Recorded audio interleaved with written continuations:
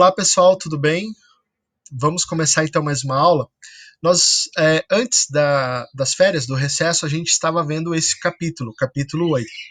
A gente vai continuar vendo ele, mas antes da gente terminar ele, é importante a gente dar uma pausa, fazer uma recapitulação da primeira parte que nós trabalhamos, da primeira parte que nós vimos, e aí depois a gente começa a ver o conteúdo novo, né, dentro do próprio capítulo.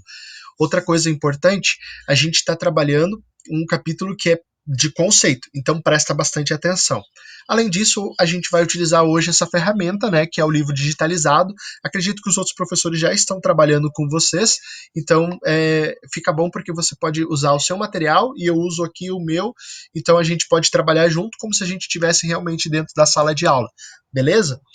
Para ficar melhor, vou sumir aqui, vou tirar o soro da tela, e aí você vai ficar aqui só com a imagem do professor. Aumentei um pouquinho aqui para visualizar, e aí fica mais fácil para você compreender, certo?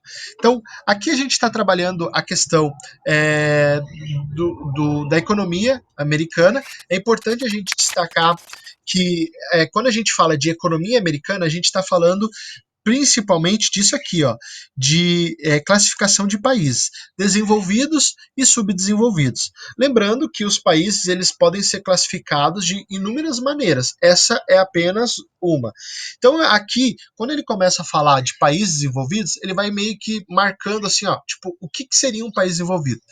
Então, um país desenvolvido, ele vai ter, por exemplo, um forte complexo industrial, ele é bem industrializado, ele é um país, aqui, ó, vou marcar aqui também para você ver, é um país desenvolvedor de tecnologias, ou seja, é um país que tem bastante tecnologia, desenvolve isso, principalmente nos chamados tecnopolos, sendo que nos Estados Unidos, que é o exemplo que a gente pega aqui como o principal, né, país desenvolvido, o Vale do Silício é um desses locais onde tu tem, né, um grande desenvolvimento de tecnologia.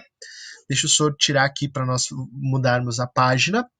Além disso, é importante a gente destacar também que um país desenvolvido, ele vai ser um país que vai ter uma forte industrialização, então a indústria é bem desenvolvida, e essa indústria acaba sendo bastante marcada na questão é, da, das múltiplas áreas. Então eu tenho indústria no campo, olha que coisa interessante, mas eu também tenho indústria naquilo que é mais tradicional, que a gente geralmente compreende, né? Na produção dos manufaturados, na produção dos produtos. Outro aspecto importante, então, dos países desenvolvidos não tem a ver tanto com a questão econômica, mas, no caso, é uma consequência, que é a estrutura das cidades, que são melhores organizadas, né? Geralmente, onde existe um crescimento econômico, a urbanização tende a ser mais organizada, mais planejada, e também a questão da qualidade de vida. Então, aqui a gente pode destacar essa questão da urbanização, onde a população ela vai se concentrar principalmente nas cidades. Isso a gente percebe muito assim em países desenvolvidos. O Canadá é um exemplo disso, né? Outra questão também é da qualidade de vida. A qualidade de vida tem a ver com renda per capita. Eu não sei se você se lembra o que é renda per capita, renda bruta, né? O PIB, esses termos, vamos relembrar rapidinho. Quando a gente fala em PIB, a gente está falando da soma da riqueza de um país. Então, por exemplo, quanto de dinheiro o Brasil produziu como riqueza no último ano? Isso a gente vai chamar de PIB. Se a gente pegar esse dinheiro, dividir pelo número de habitantes que tem no país, a gente tem a renda per capita, ou seja, que é mais ou menos o quanto de riqueza cada indivíduo gerou dentro da sociedade. É lógico, né? É importante a gente ressaltar isso, que não é feito isso, né? As pessoas no Brasil elas têm uma discrepância de renda muito grande. Tem pessoas que ganham muito dinheiro, e são poucas pessoas que ganham muito dinheiro, sendo que a maioria das pessoas ganha pouco dinheiro. Então, nesse sentido, um país desenvolvido é um país que ele é mais equilibrado. As pessoas podem até ganhar mais do que outras. Então, tipo assim, tem uma pessoa que ganha mais do que a outra pessoa. Mas na grande maioria, no grande contexto, assim, as pessoas acabam tendo um equilíbrio na sua renda, no seu salário. Não é tão diferente assim o que cada pessoa ganha. Outra questão aqui que a gente precisa ressaltar, relacionado à questão da, do, dos países envolvidos, é o baixo crescimento populacional. Ou seja, nos países desenvolvidos, há um controle da taxa de natalidade. Por quê? Porque quanto mais você controla a taxa de natalidade, melhor é a distribuição de renda e recurso dentro de uma sociedade. Vamos imaginar uma família com 10 filhos e o pai ganha um salário de 5 mil reais. O pai e a mãe ganham um salário de 5 mil reais. Por mais que seja um salário de 5 mil reais, eu vou ter que dividir para 12 pessoas. Comprar comida, comprar vestuário e assim por diante. Mas se o pai e a mãe tiveram um filho, essa divisão fica muito mais equilibrada, com mais recursos para cada membro dessa família. O país é uma família, é a mesma coisa. Então, países desenvolvidos geralmente têm um índice populacional mais baixo quanto à natalidade. E, consequentemente, as pessoas acabam vivendo mais também porque tem mais acesso à saúde, que é um dos aspectos do tripé do IDH: saúde, educação e boa renda. Então, país desenvolvido, IDH alto, renda boa, vive-se bem, vive-se mais e bom acesso a serviços do Estado como saúde e educação. Já os países subdesenvolvidos, eu vou perceber justamente o oposto. Eu vou perceber que nesses países a questão do desenvolvimento econômico é fraco. Tá? E quando a gente fala do continente americano, que é o lugar que a gente está estudando, né? A gente fala principalmente da América Latina.